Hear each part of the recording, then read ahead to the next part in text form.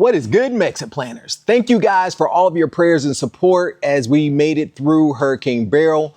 I really appreciate you guys reaching out and leaving messages on the channel. Today, we're going to dive into something super crucial for those that are living in Merida or planning to visit Merida during hurricane season. As you know, Merida Mexico is located on the Yucatan Peninsula, which is sandwiched between the Gulf of Mexico to our north and the Caribbean Sea to our east. Because of the location of the peninsula, this is one of the places that must pay attention during hurricane season, which lasts for 5 months from June 1st to November 30th.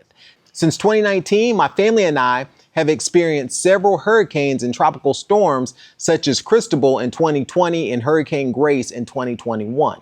In this video today, I'm going to tell you what I've done to prepare for each of those storms and give you 5 things you should do to stay safe and ready during hurricane season.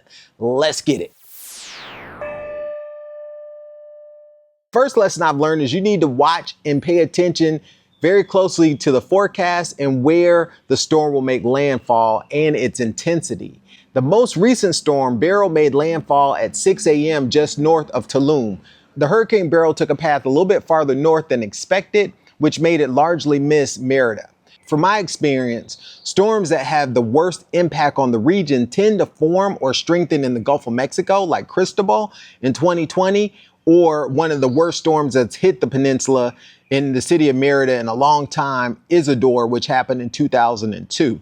When a storm enters from the Caribbean or the east, it must travel for about 200 miles before it reaches Merida, and generally that weakens the storm going over land. Also, pay close attention to local sources of news such as Facebook groups and WhatsApp groups. This was a particular helpful source of information when discussing plans for like power outages or what generators to buy and things of that nature. Lesson learned number 2 is that the biggest threats from a tropical storm or a hurricane are often from the winds and the rain.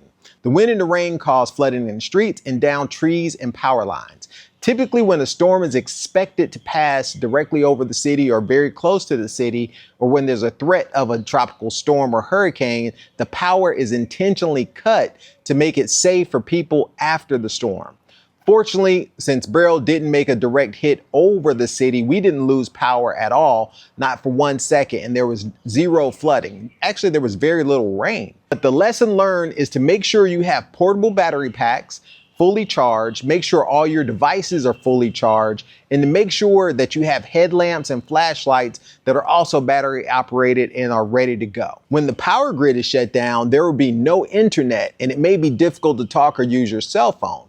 Also, make sure you withdraw pesos from the ATM days before to hold you over for a while. Without power or internet, everything becomes cash-based only. Also, whenever there's a storm approaching, there's generally a state of emergency. So in the Yucatan, we had dry law. So there was a dry law put into effect during the time of the storm.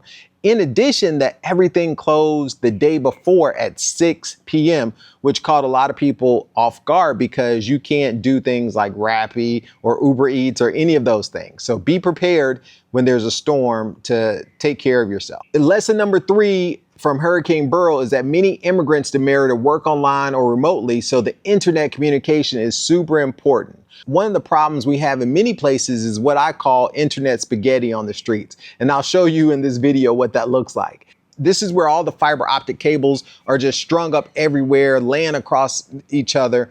And this unique way of providing service to houses makes it very easy for simply one tree or one pole to fall, and it impacts a lot of people from having internet service. Therefore, I recommend that you have a backup plan for internet service in the event you have power, but your service is disrupted.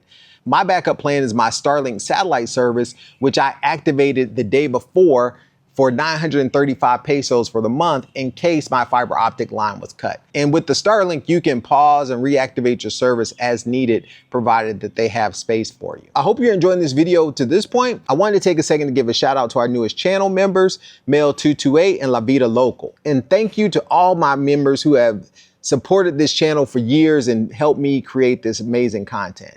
Let's get back to it. All right, lesson number 4 is that you need to stock up on water and non-perishable foods that can be consumed out of the packaging.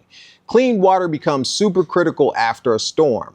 Make sure you have at least 1 garrafoon, which is the big jugs of water, per person and lots of bottles for portability around the house. Your pool water, if you have a pool, is a good source for flushing toilets and etc. As you know, in Mexico, most of us have tinacos on our roof, and those are filled with pumps. And many times, if there's no power, then your water from your tinaco is going to run out. Therefore, the plumbing indoors won't have water, and there will be no water for toilets and things of that nature. Well, if power is out for weeks on end, as an example, it will definitely put your water supply under strain. So make sure you have plenty of food and plenty of water that you can consume for about 2 to 3 weeks. Two of the nice things about Mexico is that eggs and milk are both shelf items here. The eggs are generally found in the bread section. So I bought a bunch of eggs and I boiled like 10 eggs to have a quick snack in case we did lose power over, a couple of days.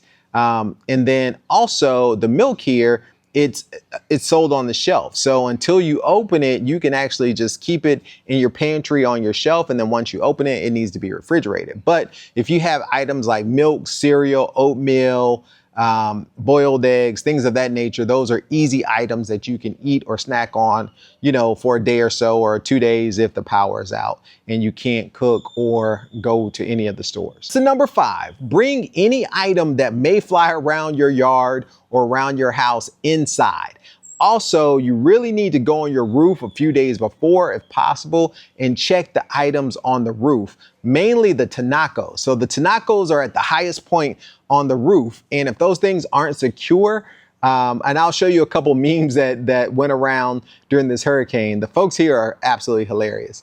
But if the tinacos on the roof aren't secure, they could fly off, right? And become a problem for you and your neighbors. Not to mention you don't have any water. So making sure that that thing is full before the storm will help weigh it down so it doesn't fly off, but also making sure that it's actually mounted or put in a good place on your roof. If you're like me, my gas tank is located on the roof. Check to make sure that your gas tank is full. Having a full gas tank will also, again, help prevent it from going away or flying off. My gas tank is actually surrounded in concrete, so it's probably not going anywhere. But it's nice to have, to know that it's full in case I do have gas, but I don't have power. My stove and my hot water heater are both gas. Now, my stove, the pilot is electric, but I could light it another way if I needed to. Also, make sure you know where the gas cutoff is for your house. For me, mine is right by the hot water heater. So I could cut the gas off in case there is a power line or a gas line rupture or something of that nature. I could easily cut the gas off to the house. Many of us also have AC units on the roof. So you need to make sure that those AC units are secured or bolted down. It's generally not a practice to secure them or bolt them down. So it's a good idea to make sure that you have them secured.